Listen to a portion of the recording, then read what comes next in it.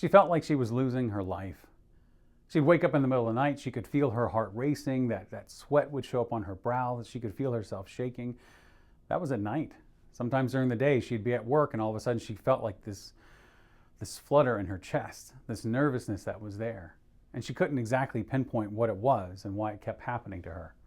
I am Nathan Gist, this is Fredericksburg Hypnosis, and part of what I work on is anxiety relief.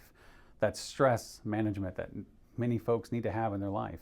And I want you to understand that those are important things to have already, right? Like stress and anxiety in the right context are the good thing.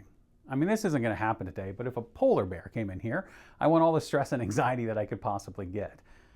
But it's not the same thing when you're looking at your bills or you're looking at the relationships that you're in or things that are happening at work and you're having the same response, that fight, that flight, that fear that shows up in so many of us.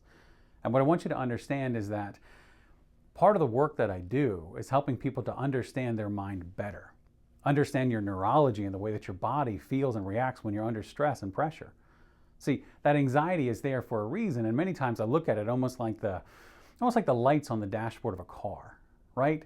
It lets you know something's going on.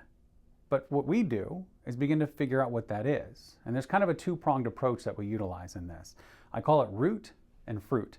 The fruit of it is tools and techniques, right? There's audio programs and video programs and techniques that I'll teach you, even self-hypnosis, to help you to take control of yourself in those moments if that stuff shows up for you.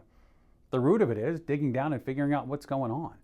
So sometimes our mind is doing something as a reaction to something else. It could be a completely different circumstance or context, and yet we begin to react in the exact same way.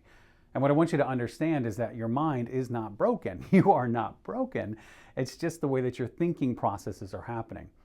That's part of what I do. My name is Nathan Gist. Let's have that conversation about being the very best you that's possible.